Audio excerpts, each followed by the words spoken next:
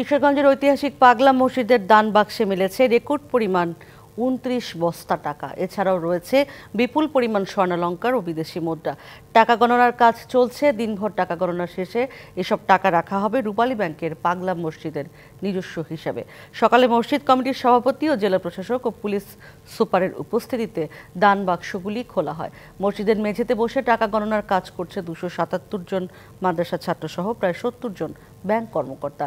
এর আগে গত ১৭ই আগস্ট দান বাক্স খুলে পাওয়া গিয়েছিল ৭,২২,১৩,০৪৬ টাকা। এই মসজিদে সঠিক নিয়তে মানত করলে রোগবালাই দূর হওয়া সহ বিভিন্ন মনোবাসনা পূর্ণ হয়, এমন বিশ্বাস থেকেই দেশের বিভিন্ন এলাকা থেকে সকল ধর্মের মানুষ প্রতিনিয়ত মানতের নগদ অর্থ, স্বর্ণালংকার, বৈদেশিক মুদ্রা, ছাগল, হাঁস, মুরগি সহ বিভিন্ন সামগ্রী দান করে থাকে।